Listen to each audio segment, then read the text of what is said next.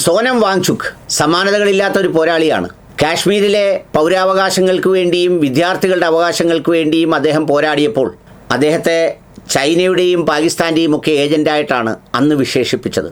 എന്നാൽ കഴിഞ്ഞ ദിവസം അർദ്ധരാത്രി JP നദ്ദ കേന്ദ്രമന്ത്രിയും അതുപോലെ തന്നെ ജിതേന്ദ്ര പ്രസാദ് എന്ന കേന്ദ്രമന്ത്രിയും അദ്ദേഹത്തെ സന്ദർശിച്ച് ചില ഉറപ്പുകൾ എഴുതി കൊടുത്താണ് താൻ സമരം പിൻവലിച്ചത് എന്ന് പറഞ്ഞുകൊണ്ട് സോനം വാങ്ചുക് എക്സ് പ്രൊഫൈലിൽ രംഗത്ത് വരികയുണ്ടായി. കഴിഞ്ഞ 26-27 ദിവസങ്ങളായി അദ്ദേഹം നടത്തിക്കൊണ്ടിരുന്ന നിരാഹാരം അവസാനിപ്പിക്കുകയും ചെയ്തു. ഏതായാലും അദ്ദേഹം പറഞ്ഞ വാക്കുകൾ കേൾക്കാം. 26वें दिन मैं आप लोगों को कुछ खास खबर बताना चाहूँगा। अभी रात के लगभग 12:30 बज रहे हैं।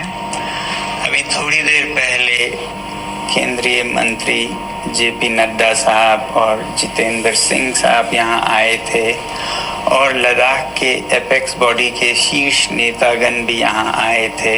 और उससे पहले आप लोगों को मालूम है विभिन्न राजनीतिक दलों के लगभग 65 सांसदों ने आकर और हस्ताक्षर देकर हमसे अनशन तोड़ने के लिए कहा और वो संसद में इस मुद्दे पर नीट पेपर्स और परीक्षाओं की प्रणाली पर चर्चा करेंगे, ये आश्वासन दिया। और जो सरकार से इस तरफ से मंत्रीगण आए थे उन्होंने भी ये आश्वासन दिया, जिसका कि 2 दिन से हम बहुत ही कड़ा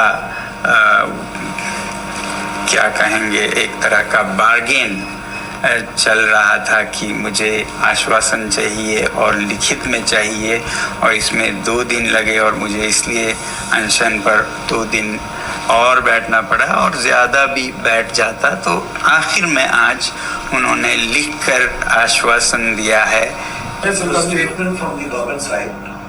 Government is positive on not registering cases against those protesting peacefully at Jantar Mantar in Delhi and those participating in the march to the Parliament on July 20, 2026. The government has already assured threadbare discussions to find solutions to paper leaks and educational reforms for exams in the Parliament. Besides, the government is also positively considering suitable compensations for the suicide victims of recent NEET paper leaks. ये हमारे side से Thank you. I have my leaders from the Apex Body of Ladakh and the KDA were also here and they have flown all the way from Ladakh. മന്ത്രിമാരാണ് അടുത്ത് നിന്ന് വായിച്ചു കൊടുത്തത്. അതായത് ഈ NEET പരീക്ഷയുമായി ബന്ധപ്പെട്ട് ഉണ്ടായ പ്രതിഷേധത്തിൽ പങ്കെടുത്ത സമാധാനപരമായി പങ്കെടുത്തവർക്കെതിരെയെന്നേ പറഞ്ഞിട്ടുള്ളൂ കേട്ടോ. അത് പീസ്ഫുള്ളി എന്നാണ് അതിൽ ഉപയോഗിച്ചിരിക്കുന്നത്. സമാധാനപരമായി പങ്കെടുത്തവർക്കെതിരെ ഒന്നും കേസെടുക്കില്ല. പാർലമെൻറ്റ് മാർച്ചുമായിട്ട് ബന്ധപ്പെട്ട് മറ്റ് നിയമ നടപടികളൊന്നും ഉണ്ടാവില്ല.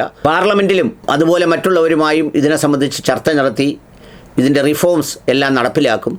കൂടാതെ മരണപ്പെട്ടവർക്ക് മതിയായ നഷ്ടപരിഹാരം, ആത്മഹത്യ ചെയ്തവരുടെ കുടുംബങ്ങൾക്ക് മതിയായ നഷ്ടപരിഹാരം നൽകും എന്നീ ആവശ്യങ്ങളാണ് അംഗീകരിച്ചതും എഴുതി കൊടുത്തതും. അതുകൊണ്ട് ഞാൻ ഈ നിരാഹാരം അവസാനിപ്പിക്കുകയാണ് എന്നാണ് അദ്ദേഹം നിലപാട് പ്രഖ്യാപിച്ചിട്ടുള്ളത്. എന്നാൽ വിദ്യാർത്ഥികളാവട്ടെ അതുകൊണ്ട് കാര്യമില്ല, വിദ്യാഭ്യാസ വകുപ്പ് മന്ത്രി രാജിവെക്കണം എന്ന ഉറച്ച നിലപാടിലാണ് നിൽക്കുന്നത്. ഈ പറഞ്ഞതുപോലെ സോനം വാങ്ചുക് എന്ന് പറയുന്ന ഒരാളിൻ്റെ ഈ നിലപാട് മാറ്റത്തോടെ വിദ്യാർത്ഥി സമരങ്ങൾ ദുർബലമാവുമോ, അതോ അവർ കുറച്ചുകൂടി കേന്ദ്രീകരിക്കുമോ, അല്ലെങ്കിൽ ദുർബലമാകാനുള്ള ഘട്ടം കഴിഞ്ഞുവോ, രാജിവെച്ചിട്ടല്ലാതെ പിന്മാറില്ല എന്ന നിലയിലേക്ക് എത്തുമോ എന്നുള്ളതൊക്കെ വരും മണിക്കൂറുകളിൽ അറിയാം. ഏതായാലും ഇതുമായി ബന്ധപ്പെട്ട് രാഹുൽ ഗാന്ധി കോൺഗ്രസിൻ്റെ നിലപാട് നേരത്തെ പ്രഖ്യാപിച്ചിട്ടുണ്ട്. ഇത് രാജിവെക്കണം, അതുപോലെ തന്നെ മാപ്പ് പറയണം, കുറ്റക്കാർക്കെതിരെ നടപടി ഉണ്ടാവണം എന്നുള്ളതാണ്. ഇവിടെ പീസ്ഫുള്ളായി പങ്കെടുത്തവർക്കെതിരെ ഒരു നടപടിയും ഉണ്ടാവില്ല എന്നേ പറഞ്ഞിട്ടുള്ളൂ.